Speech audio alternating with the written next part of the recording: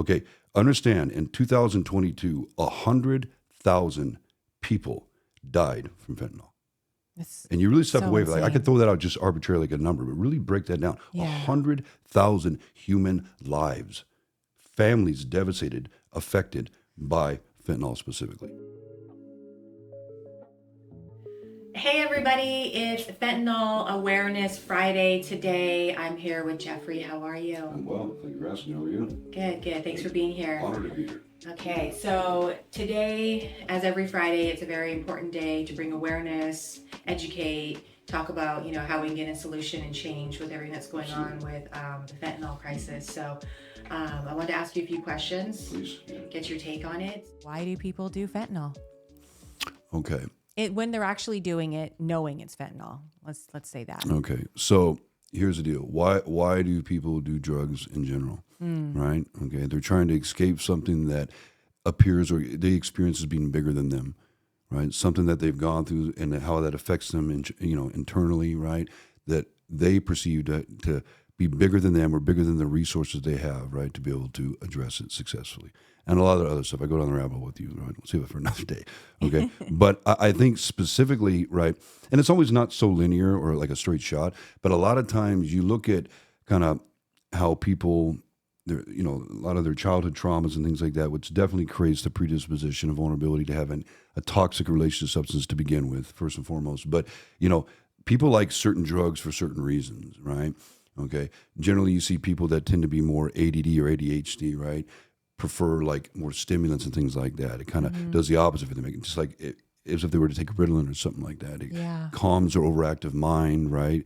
Kind of regulates their nervous system a little bit in that capacity. I think in my personal experience, but definitely in my clinical tenure over the last 15 years, like I think the majority of people who like prefer or ingest primarily opiates, right, are really trying to escape a deep seated emotional pain.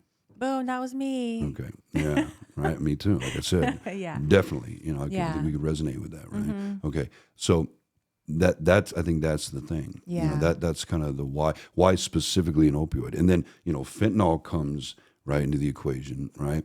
And it just does that, but it accommodates it so much more powerfully because of its chemical compounds. Yeah.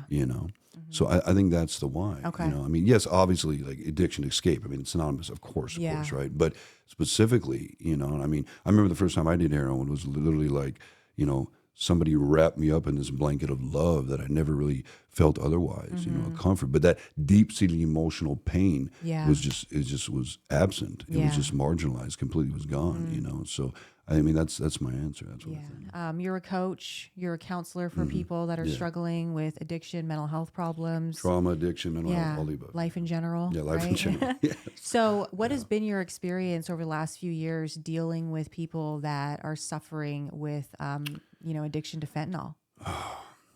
I think obviously dealing with addiction as a whole, right, is I think we understand it more than we ever have, which is a wonderful thing, right? Like the kind of the neuroscience regarding addiction is finally caught up, right? Which makes treating it way more viable. Okay. But as a whole, when it's regarding fentanyl specifically, just because, and I'll go into this more too, but the way that it kind of imprints on the brain because of its potency, et cetera, it makes it even harder. Okay.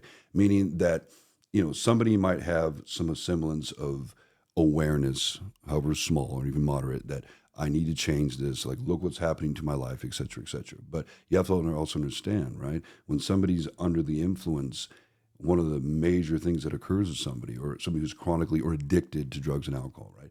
They systemically and systematically lose their capacity to recognize how impaired they are.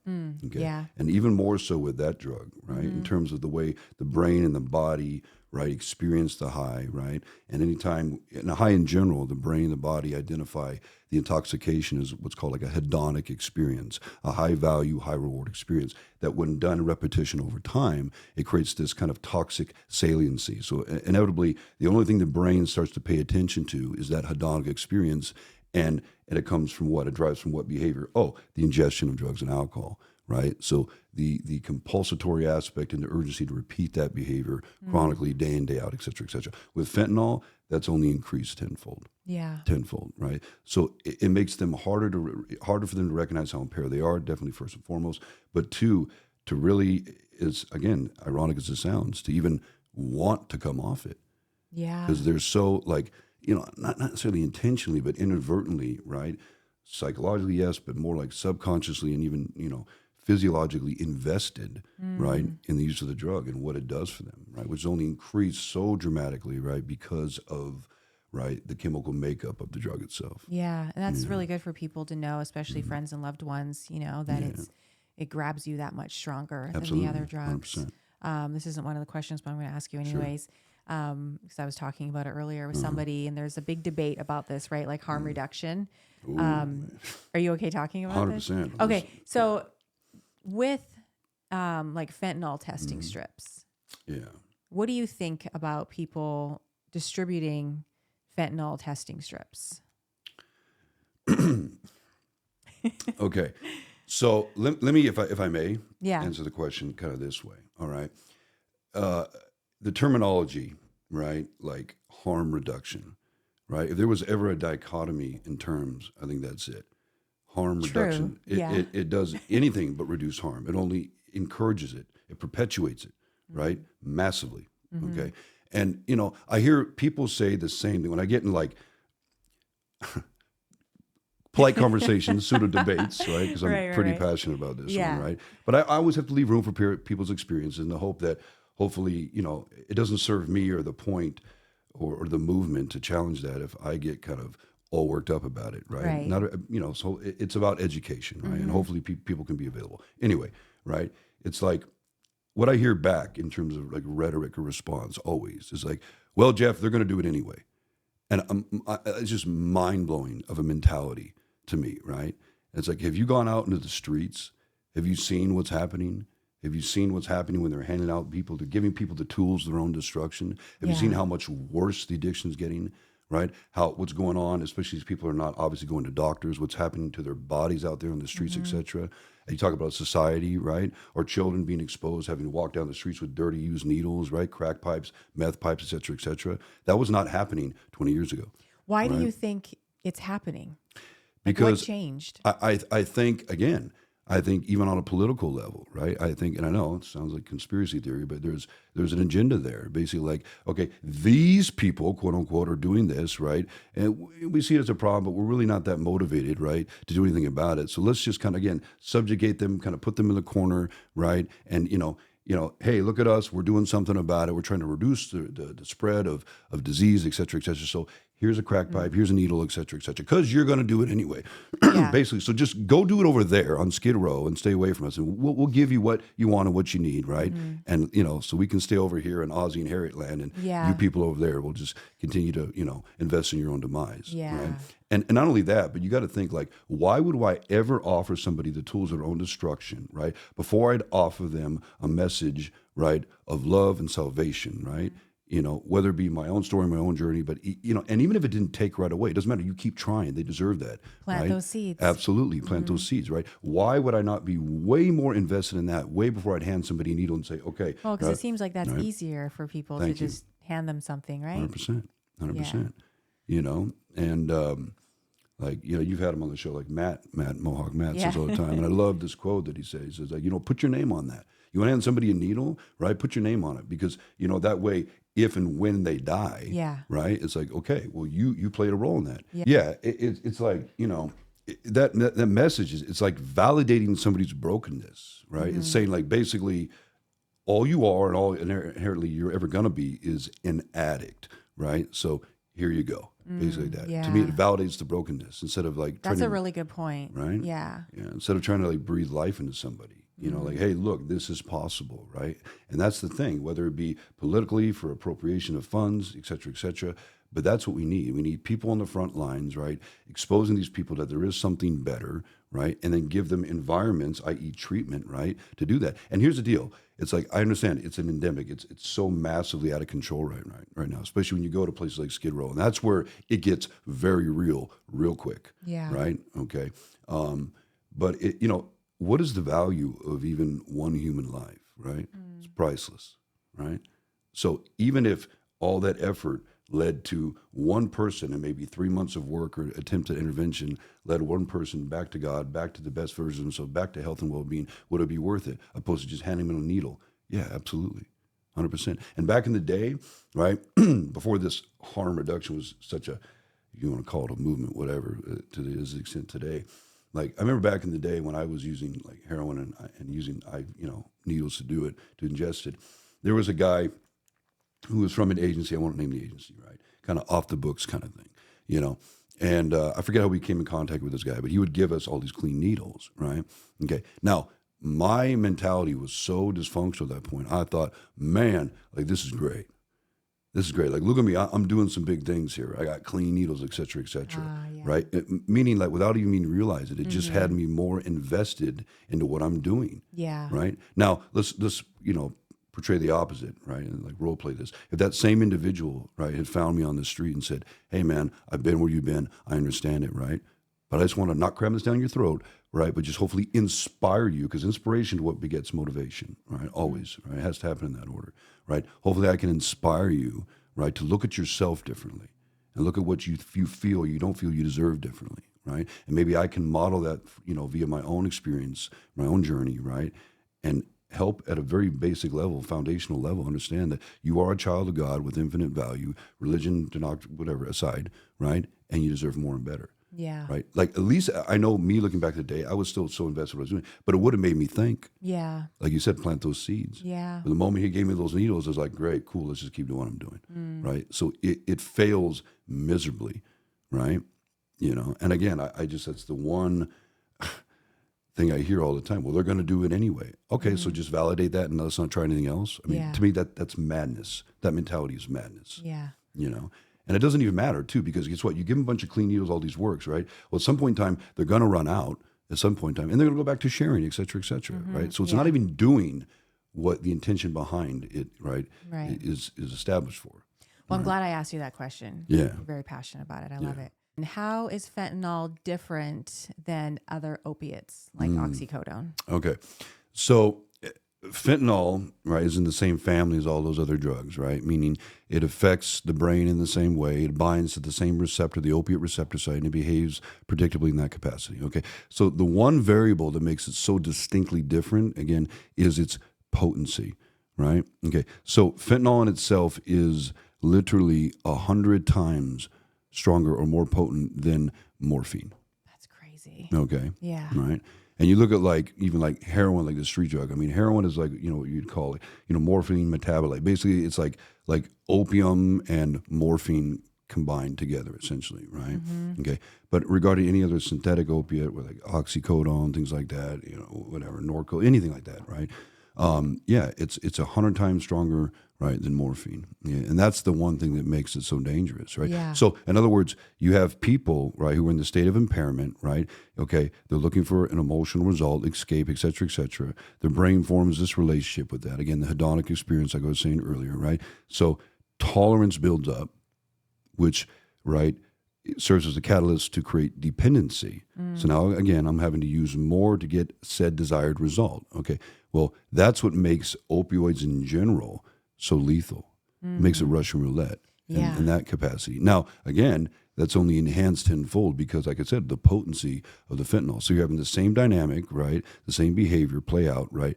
But, 1,000,000 times more dangerous because of its potency. Right. Right. And so I could see people out there, and this wasn't on the list, but I'm going to ask you anyways, listening to this and going, well, why would they do it then?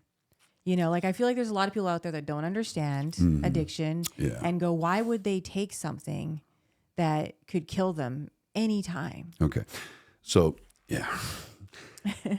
So, this is where a lot of people might disagree with me on this, and I don't care. That's fine. They're welcome to their opinion, right? I rarely do I sit on, or am I so audacious to sit on my little soapbox with my opinion, right? And when I do, I'll disclaimer, I'll let people know that, right? Most of the time, it derives from just evidence-based science, right? And you can debate that all you want, but it's like arguing whether the sun's coming up tomorrow, right? The truth doesn't need any one set opinion to validate it, right? It exists independently. Okay. In this regard, same thing. Okay. So we talk about choice, right?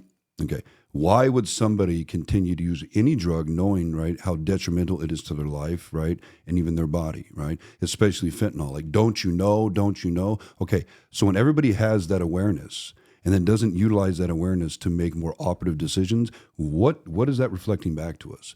That speaks to the absence of self-preservation. It speaks to a state of impairment, not somebody who's just a chronically bad decision maker, Right. or somebody who's just so impulsive and reckless they just abandon all semblance of self-love to the extent that they're just going to walk right into hell, right? Oh, Yeah. well, no, that's bullshit. That's a cop-out. That is too convenient. That's too easy. That's too easy, right? It's like no more than you would go into the kitchen and, put your hand on a hot stove. No, something lights up in the brain and says inherent danger, no, right? Because the number one job of the subconscious brain is keep you alive and safe, right? So in that sense of self-preservation, because we're wired for that as human beings, obviously. So when you see the absence of that, again, it speaks to disorder. It speaks to impairment. There's a pathology involved in that. And it's never as simple as they just do it anyway. Does Yeah. that sound linear? Does that sound logical at all? No. No, it doesn't, right? Yeah. So that's my answer. Yeah. That's why, right? These are impaired people, Yeah. right? And again, once on the drug, lose the capacity to even recognize how impaired they are. Right, right. Go further down that rabbit hole, which is it makes it so lethal in that regard. Yeah, absolutely. Yeah. Okay. Understand, in 2022, 100,000 people died from fentanyl. It's And you really step so away from, like, I insane. could throw that out just arbitrarily like a number, but really break that down. Yeah. 100,000 human lives, families devastated, affected by fentanyl specifically. Okay. And again, the problem's not going away as of yet, right? That's why we're having conversations like that. It's not getting better. So it is pervasive in nature. So I believe by the end of 2023, that number is going to probably be double that. Right. And you think about that, like if you think of like a football field or something, Mm-hmm. and you think about just all those humans. I mean, I don't even know how many football fields that would have to be to have that many people in it. And it's like you throw out the numbers and it's just horrible, but you actually visualize that. Right. And it's just completely heartbreaking. Right. And then that's what I mean. That's when it becomes very personal if you allow yourself to really look at it that way. I mean, I was at a concert the other night at SoFi Stadium, right? I think its capacity, I think it seats about 100,000 people. Okay. Right. Yeah. So I have that in my mind, right? Like, and that night, it was like Metallica concert. So the whole stadium was full. So in regards to 2022, every one of those people in that stadium are dead from fentanyl. Yeah. Right. And again, people hear that and they go, ooh, that's unfortunate. My heart goes out to that, right? But, it's still kind of in a way like dehumanizing or depersonalizing. Like you don't see the face to the individual. You don't see the parents that are never going to be the same because of that, right? The hopelessness, the despair, the grief, and like the why. Like death is never easy at any point. Grief and loss is a process. It is what it is, obviously. But to fentanyl, Yeah. that's even harder, right? Creates a Right. lot of like bargaining. I think inhibits a lot of people to get a healthy closure, like to have to contend with that. Like I lost my son or my daughter to this drug, and what's being done about it? Essentially nothing. Yeah. Nothing. So I think that's when we need to start. We need the politicians and the people that appropriate funds to realize that this is a problem. It's not going away. It's killed more people than COVID, so deserves Right. equal or more amount of attention, right? Okay, and this is what's happening, especially to our young people. I think it would be really interesting, and this wasn't one of the questions, but you saying that sparked something. I wonder if any of the politicians are in recovery.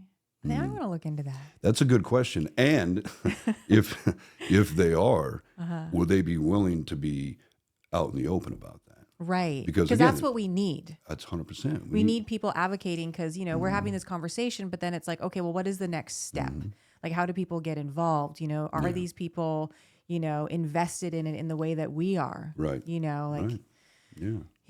yeah. Like you say, like recover out loud, right? But again, it's like there's the politics, there's the societal imprint of, again, the negativity, the nefarious aspect, like I keep referring to, Yeah. And again, that gets in the way, So I think we have to start with how we look, again, at addiction as a whole. And that Absolutely. creates I think it is a powerful catalyst to then really being able to address the fentanyl problem for what it truly is. Yeah. I think that's it right there. We need to look at addiction differently. Yeah. We have to come together as a community, as just Americans in general, right?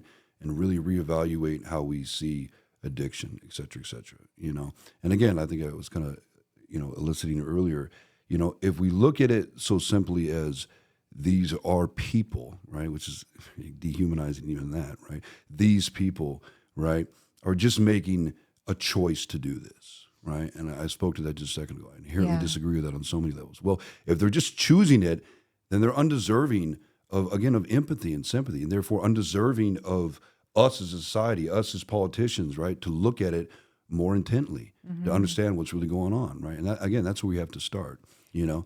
But obviously, because of the potency of the drug, not to mention, right, like the people that are manufacturing this, right, and you know where that's coming from, right? Okay, you know, it's not controlled, obviously. So you know what I used to ingest yesterday or for the prior week, I could do this morning, and it's going to kill me. Period. Okay, that's always a risk with opioid, with heroin, right? Any illicit street drug, but again, tenfold, right, with fentanyl. Okay, not to mention they're putting it in everything. Well, why not? Right? If it creates that hedonic experience, it lights the brain up the way the brain wires and organizes around that, wants it more, right? So why not put it in meth? Why not put it in coke, right? But again, people they're aware of this, but I think a lot of times people think it's just kind of like anecdotal. It's just kind of like wise tale shit, you know. And then maybe somebody recreationally uses coke, and one day, right? Because it's not regulated. It's not coming from a lab. You know what I mean? Yeah. And that one day they do more recreational coke, right? And they're dead. And they're dead. And sometimes, again, like, yeah, you have Narcan and whatnot, right? But, a lot of times it's too late. It happens too quick, Yeah. And even people that have been brought, I mean, my God, the stories I've heard, like, but Narcan 2-3 times, right? With heroin, it doesn't work that way. You hit Narcan, you're coming out of it, Yeah. right? Because it literally takes all the opiate out of the receptor site. But that's how potent fentanyl, how strongly it binds to that site, So that's just something people need to aware of. So again, case in point, like education, lots of education, things like this, lots of awareness, right? And understand that if you are using drugs, even recreationally, if you don't fall under like somebody who's disordered with addiction, right? Guess what? It's still applicable to you. Yeah. Right? If you're using any illicit street drug, right, it's applicable to you. If you're buying a Vicodin off the street, it's applicable to you. Right? How many times I've seen that too? Dude thinks he's buying just a Vicodin, right? Oh, sorry, it was compressed fentanyl. You know what I mean? I had somebody I knew personally who unfortunately was struggling with a lot of like back pain and stuff like that. And this individual was appropriately prescribed, right? Like Norcos, whatever it was for a back pain. But of course, right, that's the problem with pain management, right? The pain stays, but the tolerance increases. So there's a recipe for disaster. Yeah. Right. And that's not talked about enough, right? Right. We'll save that for another day. Yeah. Okay? But okay. So then what? Okay. Well, I'm still in pain. Now I have a tolerance. I'm physically dependent, and the pharmacy won't fill my prescription. Okay. So I'm going to turn right to an illicit means. Yeah. Right. Okay. And anyway, this person I know is a friend of mine, and they had said, okay, I did this, and I was like, don't do it, please don't do it, please don't do it, please don't do it, and what actually happened is another friend of mine, I said, man, this is what's going on, right? And he went to her, right, and said, let me see what you got, right? And she gave him the pills, and he crushed them up, put one of them in water, right? Did the fentanyl strip test, boom, pot positive. And she was like, oh my God, oh my God, oh my God. She was literally, if you guys had not intervened, right, I was going to take all 3 right now. She would have been dead. Yeah. Yeah. Quick. Yeah. Yeah. And guarantee you at that level, compressed to that extent, like, yeah, she wouldn't have survived that. You know what I mean? So that's her story, right? But again, there's so many other stories like For sure, yeah. Right? So again, that's the thing. Like, it is applicable to you if you're using any illicit street drug, right? So that's the thing. Like, we can't just compartmentalize it like these people or addicts, et cetera, right? It's like, it's becoming, again, more pervasive than that. Yeah. Yeah. All right. Well, thank you. Thanks for being here. Honor, of course. Pleasure. All right. Thank you for having me. Okay. Yeah. All right. Bye, guys.